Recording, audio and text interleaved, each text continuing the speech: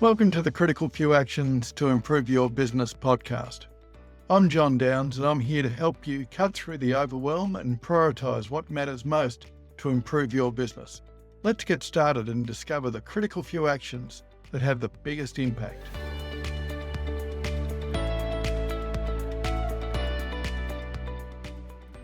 I'd like to introduce you to a buddy of mine, John Cotton of Barnaby Recruitment. John and I worked together many years ago at Deloitte, where he got to understand as an accountant what it was like to work for a large professional services firm. For the last 11 years, he's recruited hundreds of future leaders into professional accounting firms across Australia. Today, I wanted to pick John's brains on how do I find the right candidate or help the candidates be successful. John, how do we actually find the right candidates? It's mainly through networking. LinkedIn has been a godsend to the recruiter, and a lot of people are found on LinkedIn. One tip is to have your LinkedIn profile up to date. Be quite verbose about what you're doing. Just don't say senior accountant at Pricewaterhouse. Explain what you're doing at Pricewaterhouse. Explain that you're in audit. Explain that you've been working on financial services companies, or explain that you've been working on retail industry customers or something like that, because different things like that are things that people pick up. LinkedIn is prime hunting territory. Seek used to be really good. I actually think Seek is probably better for what you would call lower end jobs, the laboring type jobs, or maybe in my side, the bookkeeper. But professional services, the accountant, the tax accountant, auditor, the candidate is expecting you to come to them. People aren't looking as hard as what everybody seems to think. The Great Resignation is not really happening here in Australia. People are moving, but they need to be coaxed. The reason why people are moving now is that the salaries have increased slightly, and people are saying to move here for another $5,000 or another $10,000. And then there's some extraordinary stories of people getting double what they were previously on. If you put an advertisement in Seek, you don't normally get many responses as a recruiter. 4, 5, 10 responses, of which 8 of the 10 are probably from overseas and haven't got permanent residency or a visa that enables them to work here in Australia. They're hopeful for sponsorship. And you go, well, in this case, they're not a valid candidate at this point. You feel that you're wasting $300 every time you advertise on Seek to a lot of extent. Seek is good for a recruitment firm publicity. To put you out in the marketplace, anybody looking for a role goes, oh, Barnaby Recruitment, they do accounting roles. So I'll go to Barnaby Recruitment if I'm looking for a role. But they don't normally respond much to ads on Seek. Oh, so it sounds actually a bit like print advertising for real estate. If I was looking for an SME general manager or a senior manager's role, would that be more of a LinkedIn type thing, or would that be more? Yes, it is. Yes, it's LinkedIn, but it's also connections that you've made and maintained over a number of years. A senior manager role, you've probably known that person since they were a senior accountant, 3, 4, 5 years experience. Now they've got 8, 9, 10 years experience, and you've kept in contact with them for 3, 4, 5 years. They like and trust you. They're prepared to have a conversation with you. The power of your network is absolutely golden. Is that right? Yes, exactly. You build it over time as a recruiter. Gotcha. Okay. All right. What's the deal with, I decide, okay, I need to recruit a position. How do I go about that process? How do I fulfill a job spec or even complete one at this point? You said the other day, there was a question around, do you even know what you actually want? From the employer's side, do they know exactly what they want? And from the candidate side, do they know the type of job that they want when they're presenting themselves? Do they have some conviction about the role that they're going into? From a recruiter's perspective, it is an iterative process. The parameters start moving as the job evolves with the client. Sometimes the client says, I want somebody to do this. When you come up with candidates, they go, really what I want is somebody who's specifically international tax, or take out those and focus on the international tax or whatever they're specifically looking for. Is it still a process of actually advertising on something like LinkedIn, or is it using a recruiter to search? Many organizations think they can do it cheaply, advertise on Seek. Then they'll come back and say, I'm not having any responses at all. I'm not having any success. The people who are responding are not very good. Can you help? Go looking through your database of people. Make phone calls, talk to people, just have a conversation with people and find out whether they're interested. You may find out that they're not interested, but they have a friend who might be interested. Right. A colleague who's thinking of moving. Yeah. So using a recruiter engages an active, proactive search as opposed to hopefully resumes will flood through the door by some miracle. Yes. Miracles are not happening very often. So let's say that you've found us half a dozen candidates, or are you talking about 2 or 3 candidates? We're talking less than 5 generally of people who are a genuine candidate. Yeah. And so how do you sort the wheat from the chaff? How do I even get looked at? You're doing a search, making phone calls, touching into your network and your own databases, but how do you get found in your database or in LinkedIn? How do you stand out? Because there's got to be thousands of candidates. It goes back to that first point about keeping your LinkedIn profile up to date. If somebody is actively looking, they should have their LinkedIn profile up to date with a title that is fairly generic: senior accountant, senior analyst, something like that. You don't want something exotic. You may not be found. A lot of the time you are searching on title, years of experience, that type of thing. Have a title that somebody understands. So that at least gets you into the funnel. Yes. If I'm a candidate, I've got to have a complete LinkedIn profile. Got to be honest, but it's also got to be specific. Photographs are fairly important. Put a professional photograph on LinkedIn. It's not a Facebook page. Don't put a photo of you surfing. Put a photo of you that the firm that you're actually working for currently would be proud to have. A yard beer glass is probably not what's going to go down. There may be 5% of the population who actually think that's fantastic. I want this guy because he's my type. But the other 95% are going, I think I'll leave that one.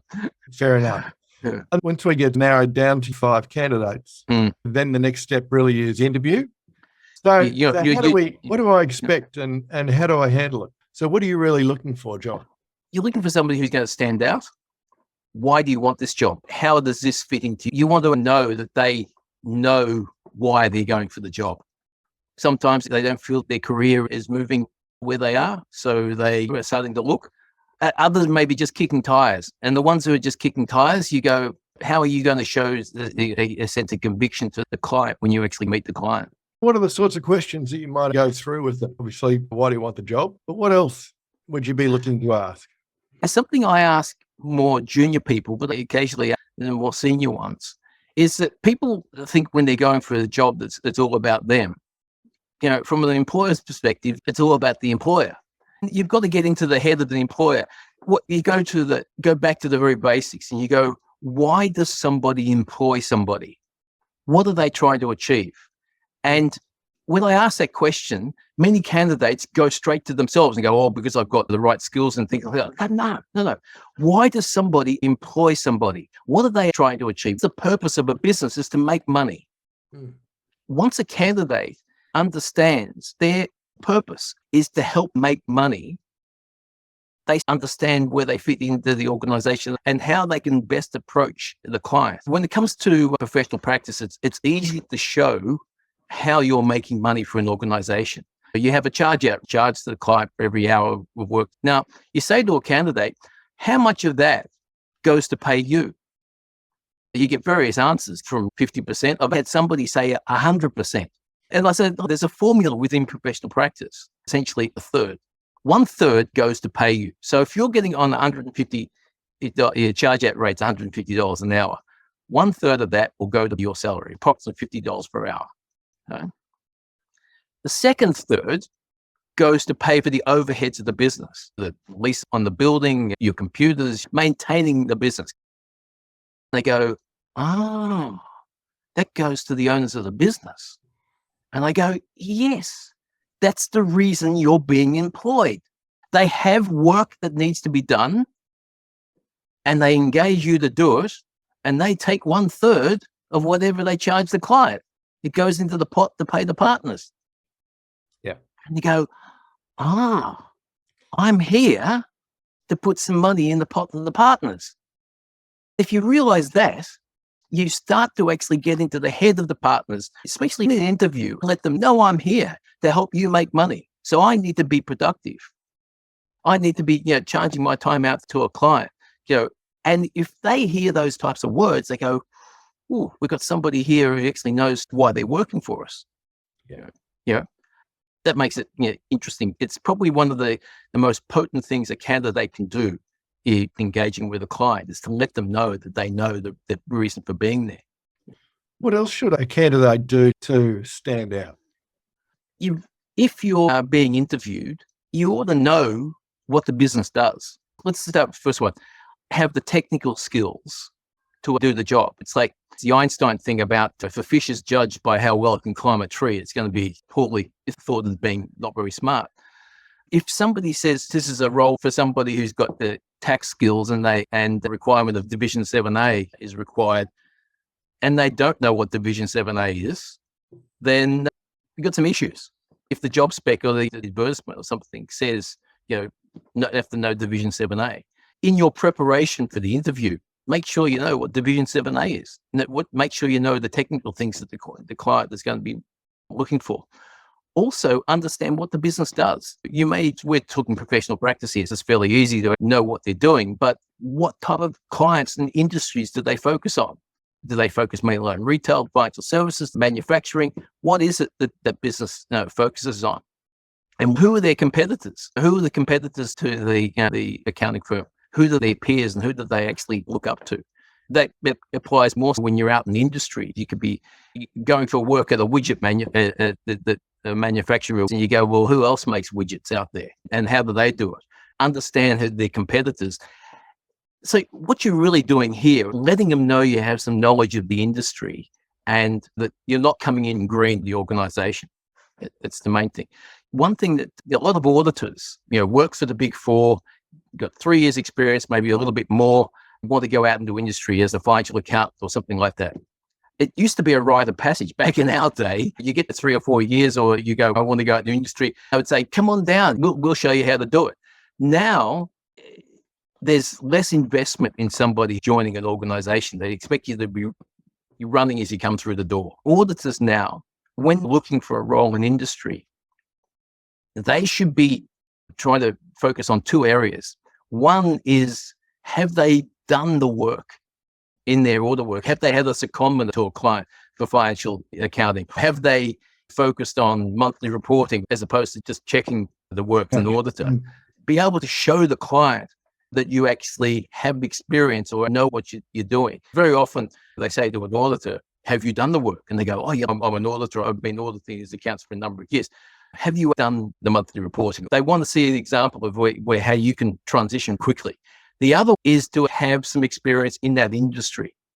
If you're an auditor and you want to work in retail, try and work on clients in your firm that focus on retail. You can go to the client and say, look, I've got experience in retail. You mentioned last time that the story of a candidate in the movements. I was working at such and such a place and I was enjoying what I was doing and getting good experience there. Then I got a phone call from a recruiter who said, I need somebody who can do this and this at another organization. Right? And you go, that was interesting. And that was the impetus for me to move.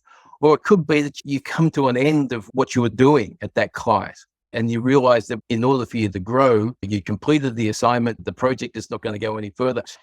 You need to go somewhere else. It's the skills you learn in what you're doing that you can say, I was working on retail clients and they have this specific way of doing things. I know how to do this here, which makes me right to do this job with you. The movements, the reasons for you to move or the skills you've gained that make you attractive to the next role. Yeah. An article says, your career is no longer a straight line. It's a squiggling line. From my own career, there are times I've gone for a role and one organization says, you don't have the specific experience we want. And you go somewhere else and they go, oh, we really appreciate your depth of experience because you've done a number of different things. And I guess the question around why you left any particular role. So there's a couple of good ones there, but I guess there's also the issue of gaps in the story. And how does a candidate handle the gaps? This week we've celebrated International Women's Day. Regardless of whether a candidate's male or female, they may have maternity, paternity, or parental leave experience, which could be anywhere from 3 months to 10 years. Yeah. How do you handle something like that?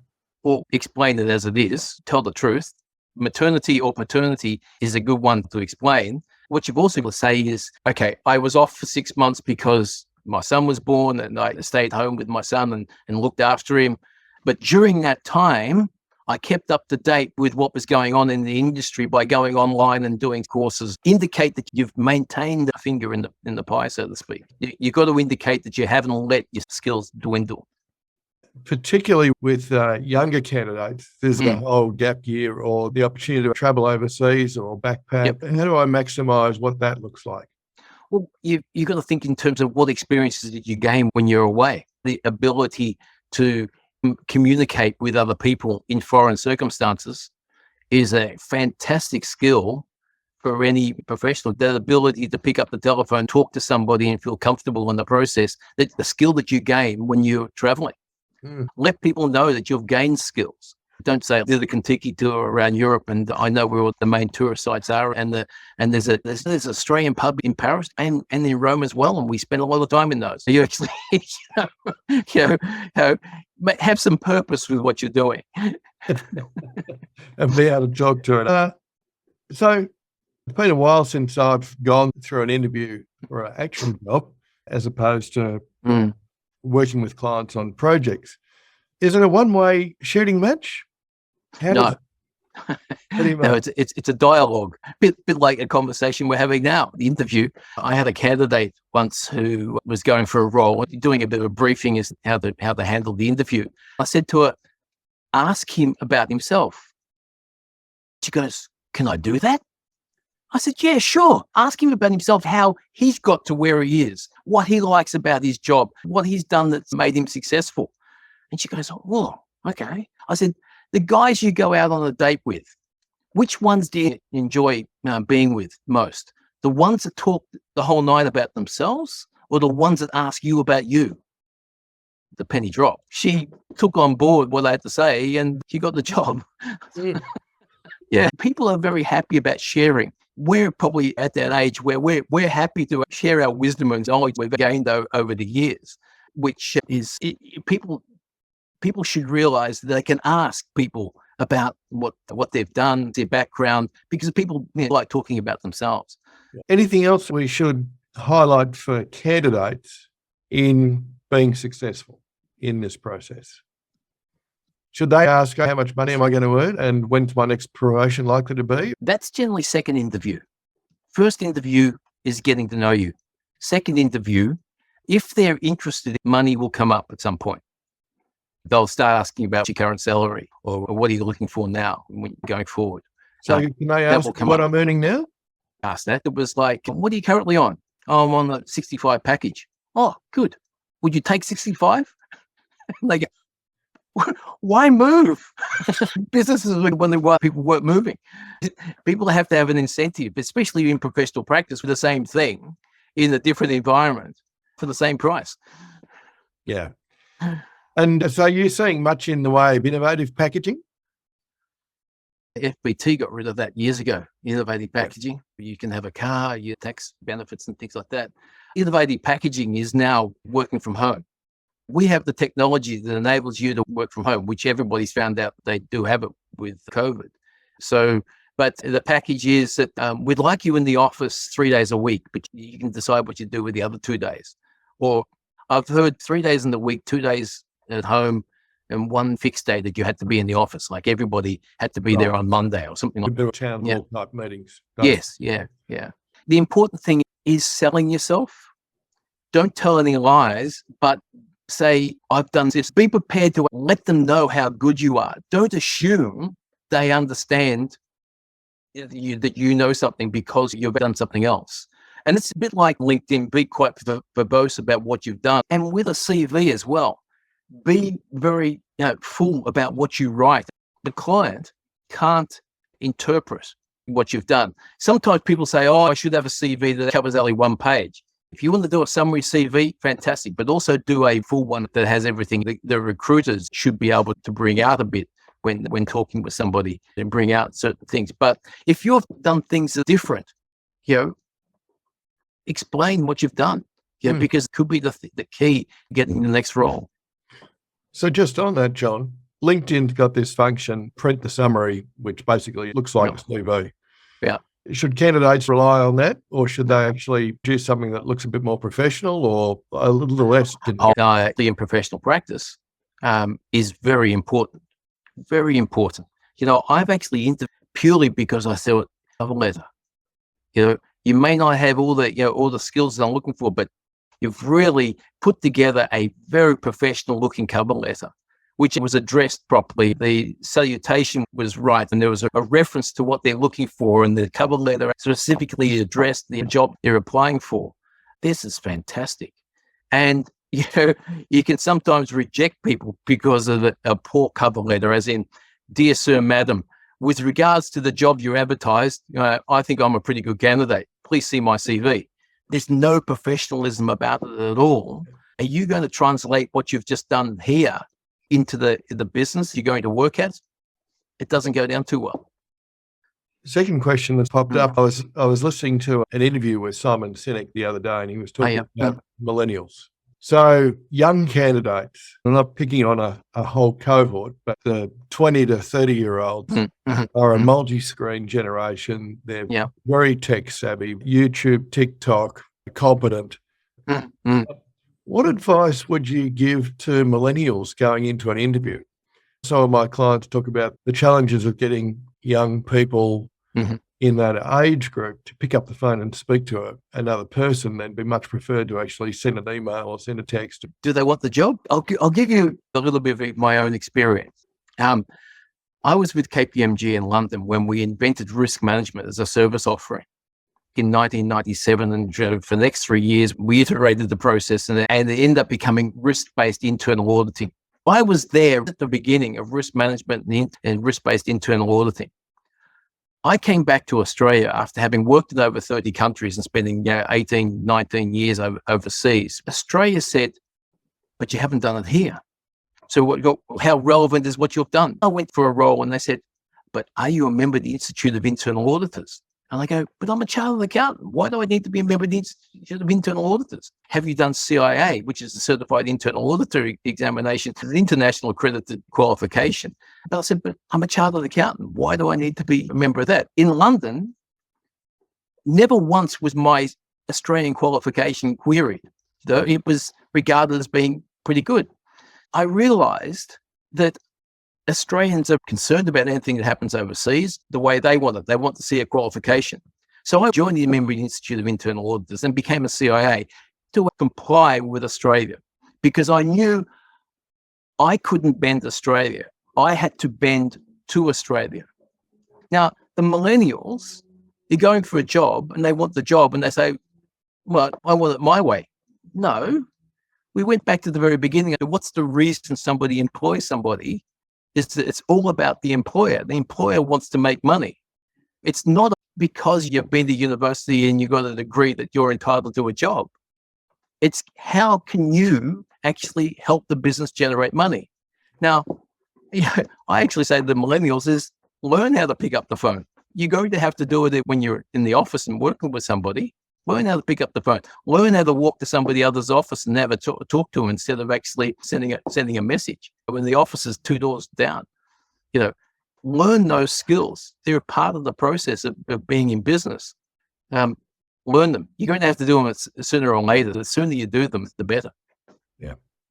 The important thing is the employer is where the focus is. It's not the actual candidate. You've got to realize you're there to fulfill what the employer wants, not what you want.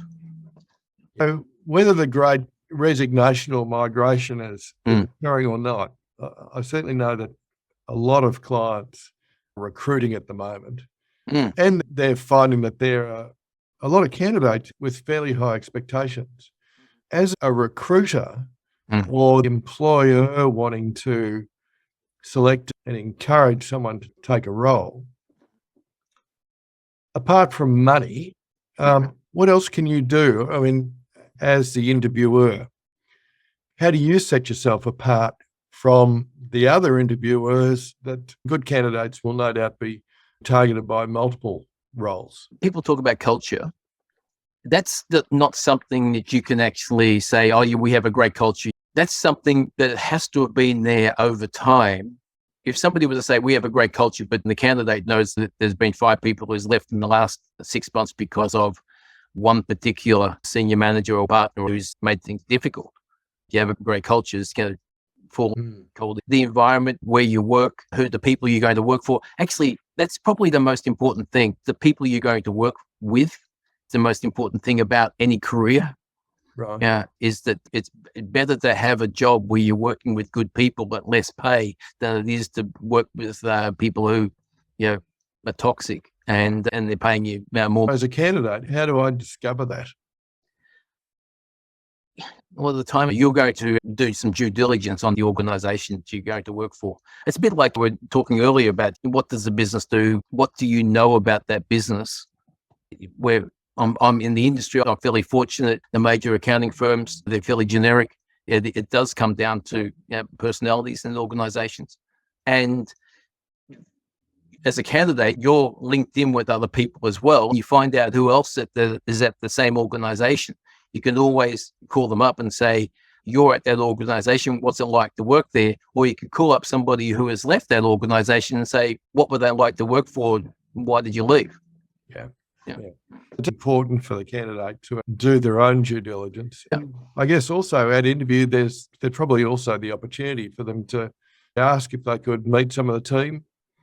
Yes, they can do that. But actually, when we're talking about ask the people about them, ask the interviewer about themselves, that's a good way of finding out what the organization's like as well. So you can ask the interviewer, what's your background? How did you get to this job? Why did you choose this firm?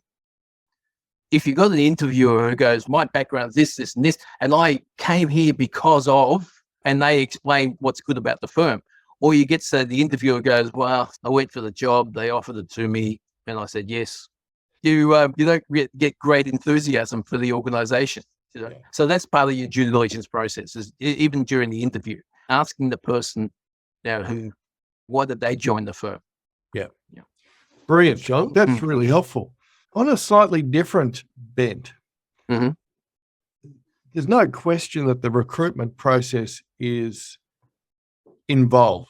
As a general manager or a senior manager or a CEO, carve out an afternoon and just knock through a few candidates and Bob's your uncle. We've got new employees on Monday. Is how do I engage a recruiter and choose one?